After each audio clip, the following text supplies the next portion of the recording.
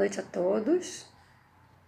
Estamos aqui, graças a Deus, mais uma vez reunidos para dar continuidade ao nosso estudo, fazendo nossa prece, tendo bons pensamentos e fazendo a leitura do Evangelho. Quem puder separar um copo, um recipiente com água, para que ela possa ser fluidificada ao longo do estudo. Vamos começar fazendo uma oração aqui do livrinho Minutos de Sabedoria, de Torres Pastorino.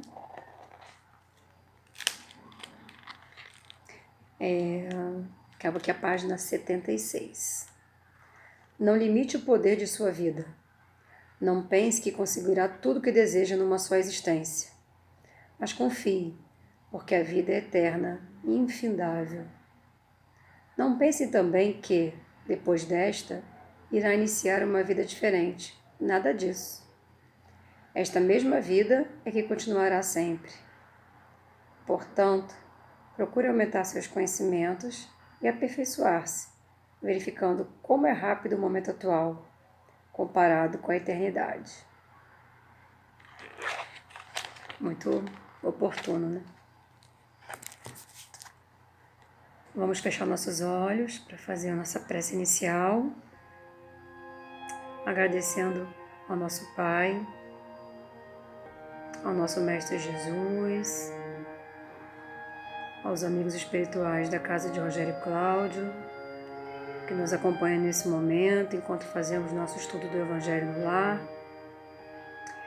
Agradecemos a todos eles por nos apoiar, nos ajudar nessa batalha diária. Agradecer por nossa vida, nossa saúde, da nossa família. Pedir por aqueles que nesse momento precisam de auxílio, aqueles que estão nos hospitais, nas ruas e até em suas casas em sofrimento. Que possamos emanar energia boa, vibrações positivas para todos aqueles que nesse momento precisam de auxílio. Pedimos que fiquem conosco agora, hoje e sempre. Que assim seja, graças a Deus. Vamos à leitura aqui do Evangelho segundo o Espiritismo. Eu separei aqui o capítulo 17, Sede Perfeitos, item 3.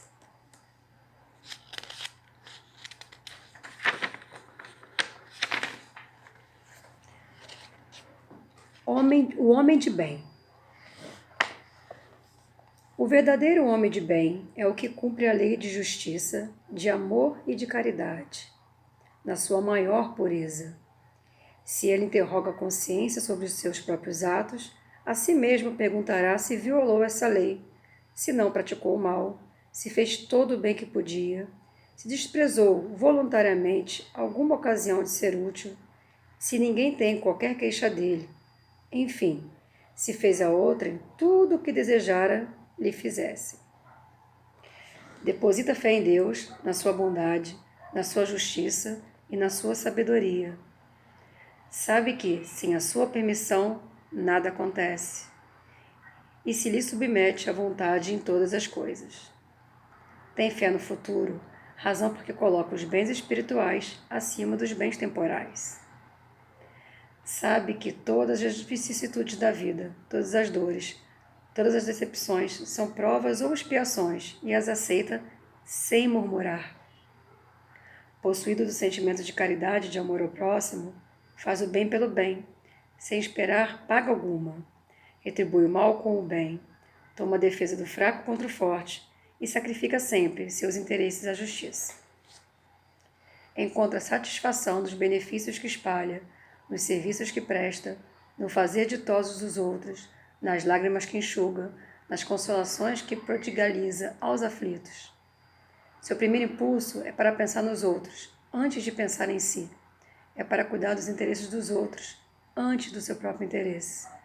O egoísta, ao contrário, calcula os proventos e as perdas decorrentes de toda ação generosa. O homem de bem é bom, é humano, é benevolente para com todos, sem distinção de raça nem de crença, porque em todos os homens vê irmãos seus. Respeita nos outros todas as convicções sinceras e não lança anátema aos que, como ele, não pensam.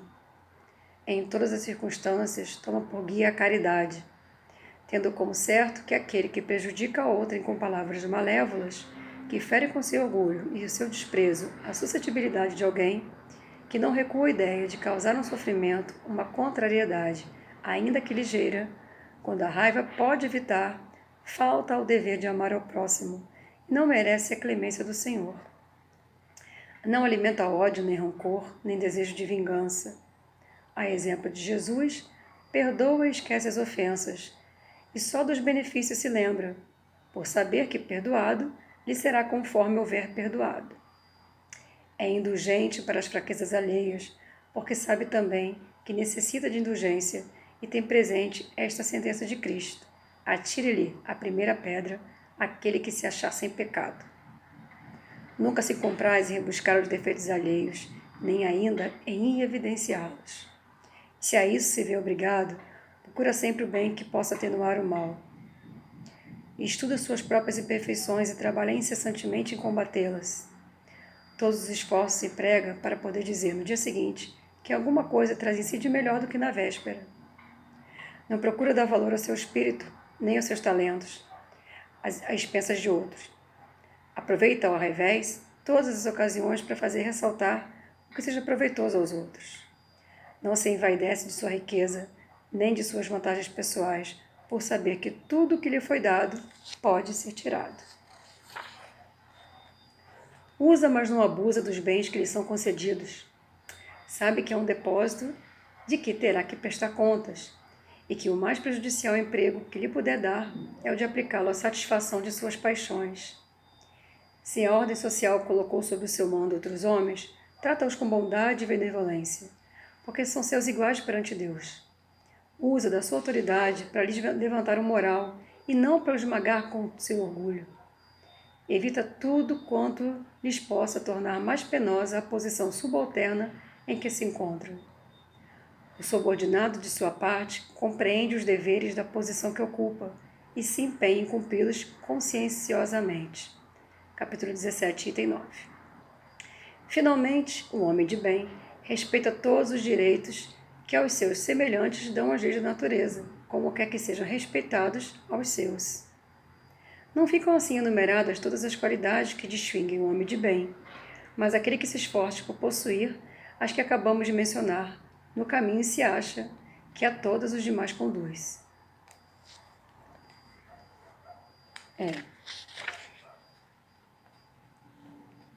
Desafiador, né?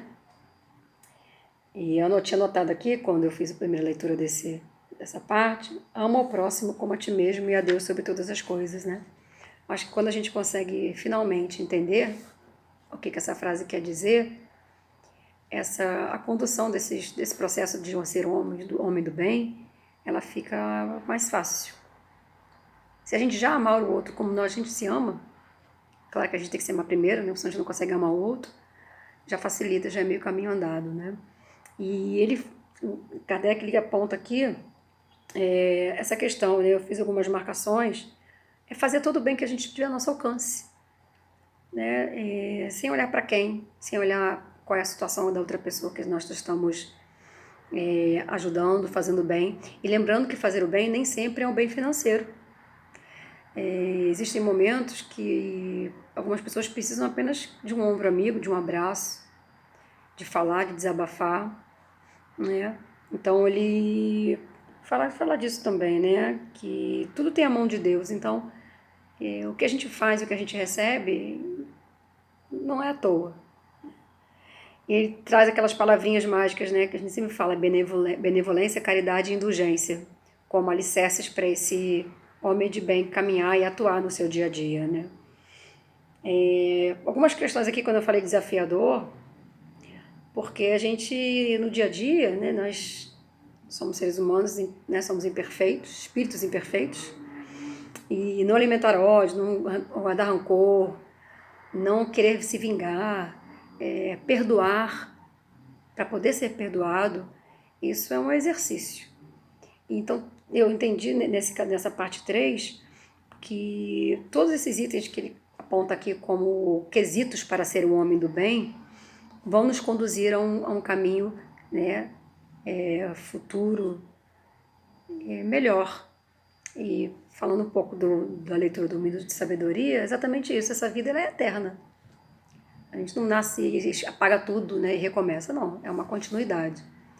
Então, esses critérios aqui que ele aborda, quando a gente pensa em reforma íntima, é preciso que a gente pense neles também, né, para poder tentar melhorar, né? É desafiador mesmo. Vamos fechar nossos olhos para a nossa prece final e agradecendo ao Mestre Jesus toda a força que Ele nos dá para progredir, toda a força que Ele nos dá para tentarmos sermos pessoas de bem. Fazer a nossa reforma íntima diária não é uma tarefa fácil, é uma tarefa desafiadora. Mas se todos os dias, um pouquinho, um dia de cada vez, nós fizermos, nós vamos chegar lá. Somos seres imperfeitos, buscando uma certa perfeição, mas o caminho ele é longo. E nós precisamos diariamente vigiar, orar e vigiar. Amado Mestre Jesus, obrigada por nos acompanhar todos os dias de nossa vida. Obrigada por nos apoiar, por nos suportar, por cuidar de nós, cuidar de nossa família, de nossos amigos, cuidar do mundo, principalmente do nosso país, que hoje precisa de mais. Obrigada por ficar conosco hoje, obrigada aos amigos da Casa de Rogério Cláudio, por acompanhar esse estudo, que possamos dar continuidade cada vez mais aos momentos que temos de reflexão, né, de internalização de bons sentimentos. Que assim seja, graças a Deus. Boa noite a todos.